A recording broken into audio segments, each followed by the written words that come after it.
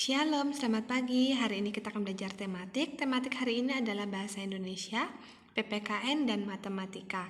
Nah, untuk yang pertama kita akan belajar bahasa Indonesia, yaitu tentang membuat ringkasan dari teks tentang benda-benda di sekitar. Nah, ini ada di buku Pena 3B halaman 8-9. Nah, kemarin kan kita sudah belajar tentang benda-benda yang ada di sekitar kita, ya kan? Nah, itu dibedakan dari apanya? Dari bentuknya, dari apanya lagi? Dari ukurannya juga, dan juga dari warnanya. Nah, hari ini kita akan belajar untuk membuat ringkasannya ya. Nah, ayo kita membuat ringkasan berdasarkan informasi yang diperoleh dari teks tentang benda-benda di sekitar kita. Kita akan menggali informasi tentang benda-benda dari kayu. Nah, hari ini kita akan menggali informasi dari apa?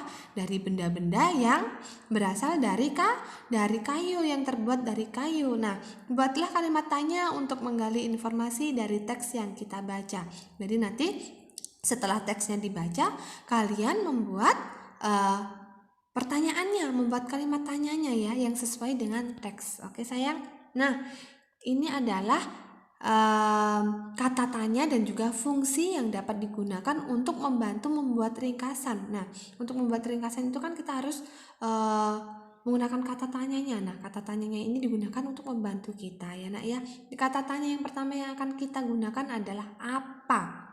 Apa itu kegunaannya adalah untuk menunjukkan peristiwa atau sesuatu yang ingin diketahui. Kemudian di mana? Di mana itu kegunaannya untuk menunjukkan lokasi terjadinya peristiwa. Kemudian kapan? Kapan itu kegunaannya adalah untuk menunjukkan waktu peristiwa, waktunya kapan, ya kan? Kemudian mengapa? Mengapa itu kegunaannya adalah untuk menunjukkan sebab terjadinya peristiwa. Kemudian siapa? Siapa itu kegunaannya untuk menunjukkan seseorang atau pelaku peristiwa. Kemudian yang terakhir adalah bagaimana. Nah, bagaimana ini kegunaannya adalah untuk menunjukkan cara atau keadaan suatu peristiwa. Nah, ini adalah kata tanya dan juga fungsinya atau kegunaannya. Nah, di sini sudah ada teks. Teksnya hari ini adalah tentang benda dari kayu. Teksnya adalah benda dari kayu. Kita baca sama-sama ya, Nak ya. Kayu berasal dari batang pohon yang ditebang. Jadi kayu itu berasal dari batang pohon yang ditebang. Kayu memiliki kelebihan dan kekurangan. Nah, ternyata kayu itu memiliki apa? Kayu itu memiliki kelebihan dan juga kekurangan. Kelebihan kayu adalah memiliki sifat keras, kuat, mudah dibentuk dan tahan lama. Nah, itu tadi adalah kelebihan kayu. Kelebihan kayu ada apa aja? Kelebihan kayu yang pertama adalah keras, kemudian kuat, kemudian mudah dibentuk dan tahan lama. Namun selain itu kayu juga mempunyai kekurangan. Kekurangan kayu adalah memiliki sifat mudah lapuk. Nah, jadi kayu ini mudah lapuk atau mudah apa? Mudah copot-copot sendiri. Lapuk itu tidak kuat sayang. Nah, mudah lapuk. Kayu dimanfaatkan dengan memperhatikan kelebihan dan kekurangannya. Sifat-sifat kayu yang keras, kuat, mudah dibentuk dan tahan lama dimanfaatkan untuk membuat perabot rumah. Nah, coba kita lihat benda-benda di sekitar kita.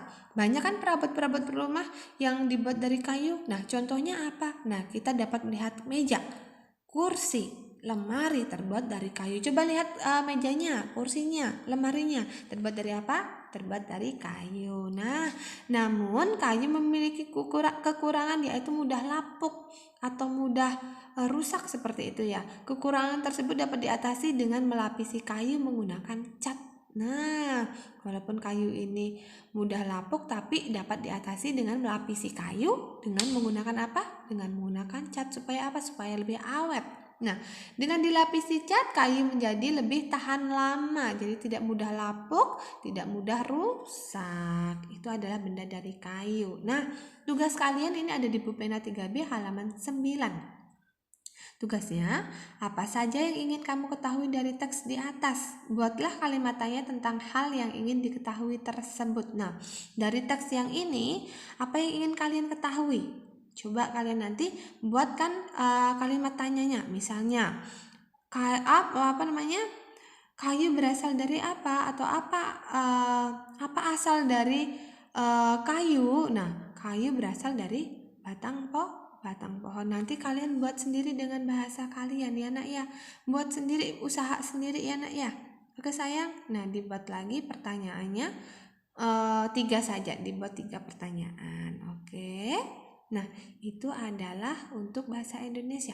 Selanjutnya, ini masih ada PR-nya. PR-nya ada di Pena 3B halaman 9. PR-nya adalah buatlah ringkasan dari teks pertanyaan dan jawaban yang ada. Jadi tadi kan sudah membuat pertanyaan kan? Nah, sudah membuat pertanyaan dari sini, kemudian kalian jawab. Nah, jawaban itu nanti bisa dibuat ringkasan, menjadi ringkasannya dari teks tersebut. Oke sayang, itu adalah PR-nya. Selanjutnya kita akan belajar PPKN. PPKN ini ada di buku Pena 3B halaman 10. Ini adalah tentang pengertian musyawarah. Sila keempat Pancasila berbunyi apa? Ayo siapa yang tahu? Sila keempat Pancasila itu bunyinya adalah kerakyatan yang dipimpin oleh hikmat kebijaksanaan dalam permusyawaratan perwakilan. Nah, semua sudah hafal kan ya nak ya? Kita sering baca, kita sering ucapkan ketika kita upacara.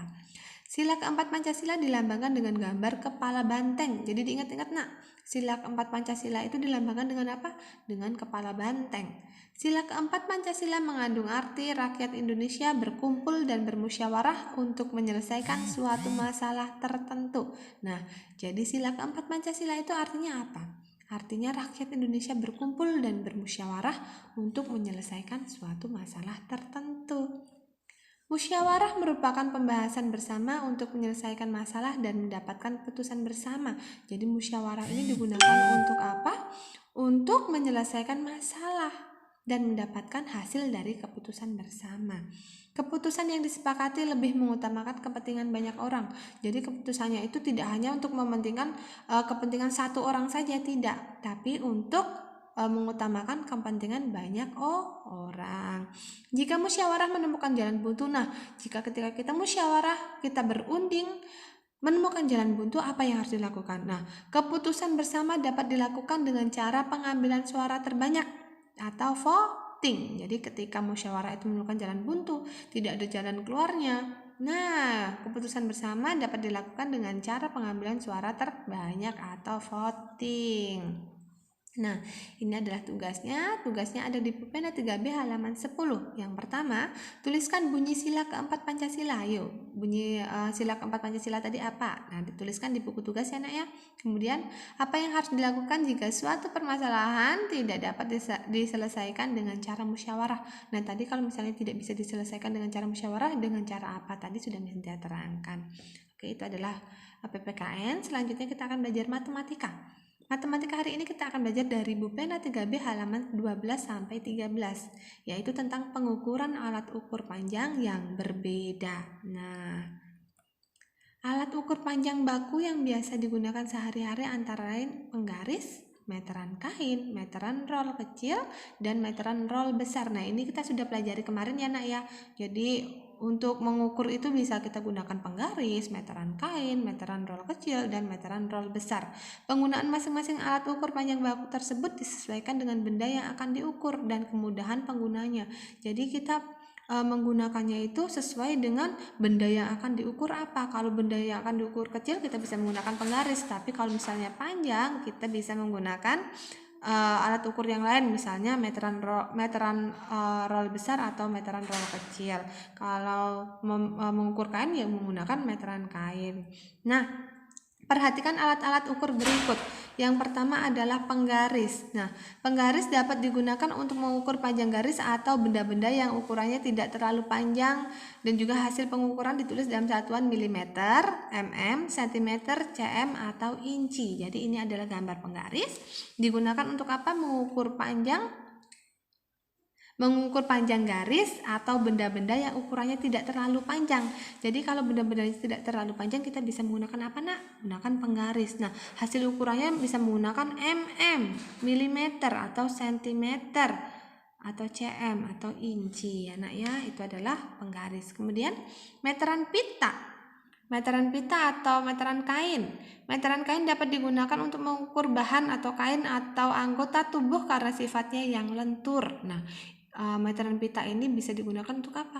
untuk mengukur bahan kain atau anggota tubuh kita karena sifatnya yang lentur. Jadi siapa yang sudah pernah ke tukang jahit? Nah, ketika kita ke tukang jahit, badan kita kan diukur, lebar lengannya seperti apa, pinggulnya seberapa, itu menggunakan meteran kain atau meteran pita ini. Hasil pengukuran dapat ditulis dalam satuan cm, cm, atau meter, m. Nah, ini adalah meteran kain atau meteran pita. Selanjutnya meteran roll kecil. Tukang kayu atau pekerja bangunan biasanya menggunakan meteran roll kecil atau meteran saku karena bentuknya yang kecil dan mudah dibawa. Jadi kalau meteran kecil, roll kecil ini mudah dibawa. Jadi biasanya digunakan oleh tukang kayu atau pekerja bangunan untuk mengukur. Hasil pengukurannya dapat ditulis dalam bentuk satuan cm atau meter. Yang selanjutnya adalah meteran roll besar. Nah, pekerja bangunan juga memerlukan meteran roll besar untuk pengukuran tanah. Hasil pengukuran dapat ditulis dalam satuan cm atau meter. Kalau tadi roll kecil digunakan untuk apa? Untuk kita lihat di sini, untuk tukang kayu mengukur misalnya mengukur panjang kayu seperti itu. Nah, kalau roll besar ini biasanya digunakan untuk pengukuran tanah atau lapangan ya, untuk tempat-tempat atau ukuran-ukuran yang lebih besar, yang lebih panjang. Satuannya cm atau meter.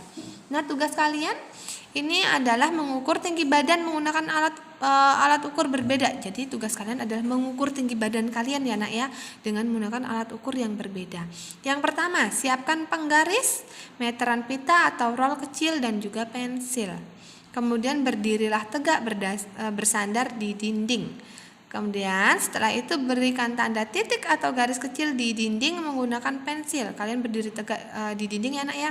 Kemudian ujung kepala digaris ya nak ya, yang di dindingnya ya, dengan menggunakan pensil. Kemudian setelah itu ukurlah jarak dari lantai ke tanda titik tersebut menggunakan penggaris, diukur dengan penggarisnya. Kemudian catat hasilnya di buku tugas. Lalu lakukan pengukuran tinggi badan menggunakan meteran pita. Nah, kita cari meteran pitanya, kemudian diukur tinggi badan kalian berapa. Kemudian catat hasilnya. Setelah itu bandingkan hasil pengukuran tinggi badan dengan penggaris dan juga meteran roll kecil atau meteran pita. Apakah hasilnya sama? Nah, ini adalah contohnya, contoh tugasnya. Ada tabel di sini dengan nomor, kemudian mengukur dengan penggaris berapa, misalnya 145 cm. Kemudian mengukur dengan meteran roll kecil atau meteran pita, ternyata hasilnya sama 145 cm. Kemudian hasil perbandingan pengukuran tinggi badan. Nah, dengan menggunakan penggaris dan juga meteran pita ternyata hasilnya sama. Nah, ini adalah contoh dari tugasnya. Nanti kerjakan sendiri di buku tugasnya nak ya. Oke, Miss rasa sudah cukup untuk hari ini. Selamat belajar. Tuhan Yesus memberkati.